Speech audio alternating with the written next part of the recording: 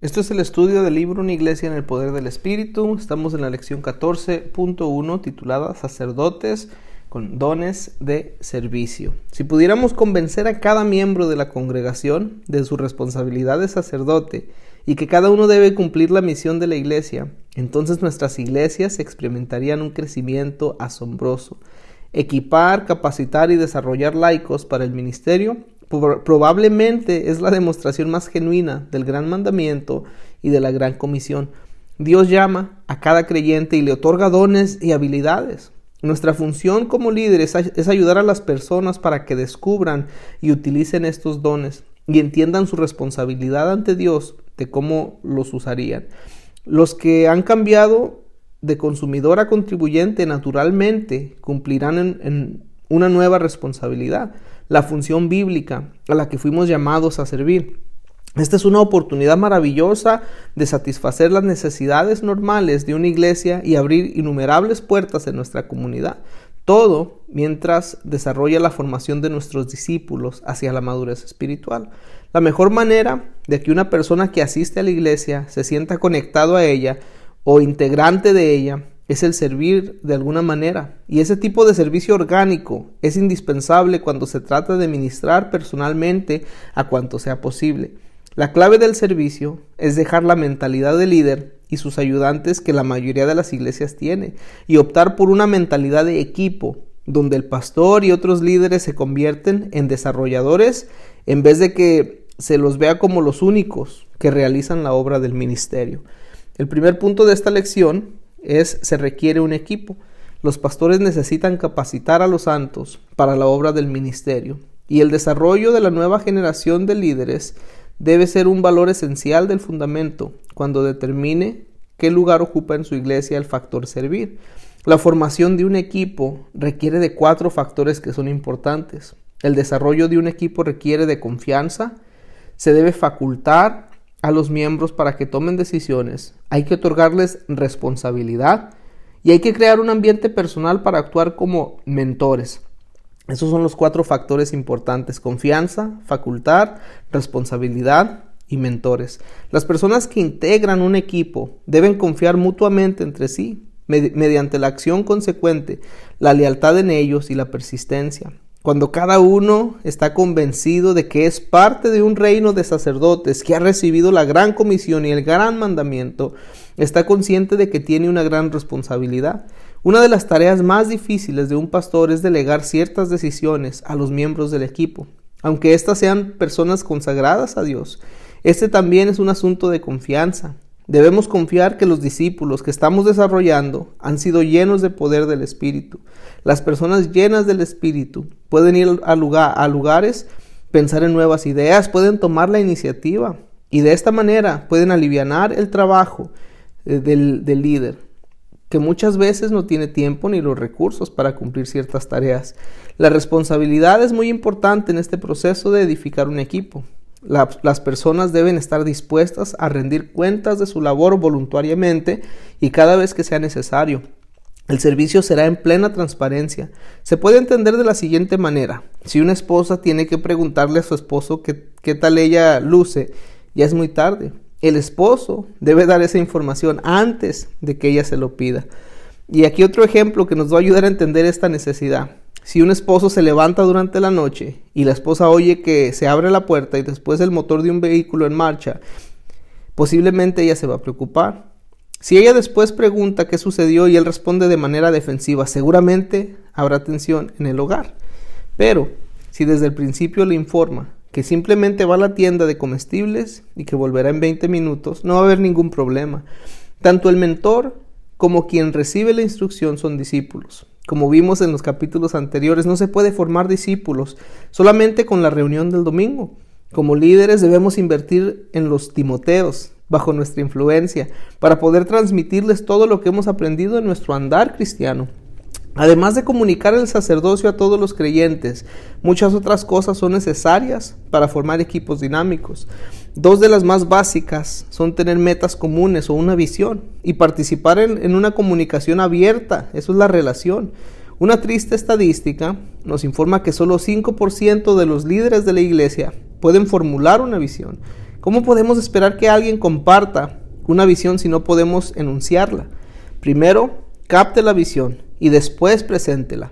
Comunique la visión con tal claridad que su equipo sea persuadido o se persuada de esa visión. Al hacer esto va a formar un equipo poderoso que tendrá una eficacia en el ministerio que nunca podría desarrollar si trabaja solo.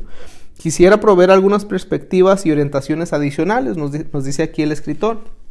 Número 1, reclutar. Enuncie una visión clara y convincente. Entreviste personalmente a la persona y explique los beneficios y las bendiciones del servicio. No se refiere al ministerio como una pesada y agobiante carga. Número 2, comunicar expectativas.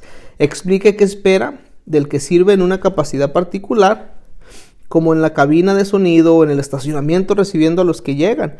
Número 3, capacitar. Comunique un fundamento bíblico del trabajo en la iglesia, ejemplos bíblicos de servicio, provea recursos adecuados y asegúrese de que los voluntarios sirvan al Señor de acuerdo a su talento o habilidad. Número 4, designar. Delegue una responsabilidad y conceda autoridad para que realicen su trabajo. Número 5, evaluar. Revise las expectativas y evalúe el desempeño. Este es el momento donde las personas deben rendir cuentas. Y por último, animar. Recuerde que estas personas son voluntarias. Celebre su ayuda en público y corrija en privado. El siguiente punto de la lección dice: ¿por qué vino Jesús? Cuando pensamos en la razón de que Jesús vino al mundo, podemos hacer una lista que incluye la salvación del ser humano, la sanidad de los enfermos, la esperanza a los desanimados y muchos otros aspectos del ministerio de Jesús. Jesús vino para servir con sus palabras y con sus acciones. Algún día Jesús regresará como rey triunfante, pero primero vino como siervo humilde. Jesús le dijo a sus discípulos: el que quiera hacerse grande entre ustedes deberá ser su servidor, y el que quiera ser el primero deberá ser esclavo de los demás, así como el Hijo del Hombre no vino para que le sirvan, sino que para servir y dar su vida en rescate por muchos. Mateo 20, 26 al 28. Fácilmente podemos considerar esto como una retórica que suena bien, pero deténgase y piense en el hecho que el Hijo de Dios se hizo hombre, descendió del cielo y nació como un indefenso niño, creció como el hijo de un carpintero y cumplió su ministerio no para recibir gloria propia, sino para glorificar a su Padre Celestial, sirviendo a las ovejas que no tenían pastor. Esto es más que un modelo de liderazgo. El servicio es un estilo de vida, el fundamento del evangelio. Jesús no solamente habló de liderazgo, sino que lo practicó. Quizás una de las mayores demostraciones del corazón de un siervo es la ocasión cuando Jesús lavó los pies de sus discípulos, como lo muestra Juan capítulo 13. No debemos pasar por alto esa historia porque ya hemos escuchado muchas veces. Nada más por eso. Haga una pausa. Olvide lo que haya oído o leído acerca de eso y vea esta verdad con sus propios ojos. El creador del universo dejó su gloria, se ciñó una toalla y asumió la posición de humilde siervo. Considere por un momento lo que una persona del Medio Oriente recorría con sus pies protegidos solo con sus sandalias. Imagine lo que posiblemente había en las calles, lo que los animales dejaban. No había sistema de desagüe y las personas no conducían por las calles con vehículos nuevos y limpios. Estos eran caminos de tierra llenos de estiércol de animales. Piensa en el calor y el sudor de las piernas de esos hombres del Medio Oriente, que al deslizarse en las gotas sobre la piel marcaban surcos en el polvo endurecido. Esto fue lo que Jesús lavó de sus pies: el estiércol de los animales, el desecho humano, pies cubiertos de polvo, sudor, mugre. El agua clara y limpia rápidamente se convertía en una mezcla repugnante. Esto no fue un gesto meramente simbólico, fue una demostración en un contexto social de cómo es el humilde corazón de un verdadero siervo. Este fue el ejemplo que Jesús dio a sus discípulos como una de sus últimas enseñanzas en la tierra. Jesús les preguntó: ¿entienden lo que he hecho con ustedes? Ustedes me llaman maestro y señor, y dice bien porque lo soy. Pues si yo, el Señor y el maestro, les he lavado los pies, también ustedes deben lavarse los pies los unos a los otros.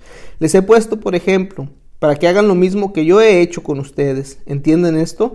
Dichosos serán si lo ponen en práctica. Juan 13, 12 al 17. Si Jesús hizo esto por sus discípulos, que incluyó a Judas, que pronto lo traicionaría, ¿cómo podríamos ignorar el precedente que estableció para nosotros? ¿Cómo no trataremos de imitar a este humilde siervo ante los que discipulamos mediante el servicio abnegado? Además, ¿qué pasaría en cualquier iglesia, si la mayoría de los que asisten entendieran esto, ¿cómo podrían ellos atender mutuamente la necesidad de los demás? ¿Qué necesidades podríamos satisfacer si servimos pensando que somos las manos y los pies de Dios? Jesús no solamente atendió a sus discípulos. Su propósito final no era que tuvieran pies limpios. Su propósito era prepararlos como futuros líderes de la iglesia, que a su vez capacitaran a los santos para la obra del ministerio y les enseñarían a hacer lo mismo. Así también debemos de ser nosotros. Esta fue la lección 14.1, sacerdotes con dones de servicio.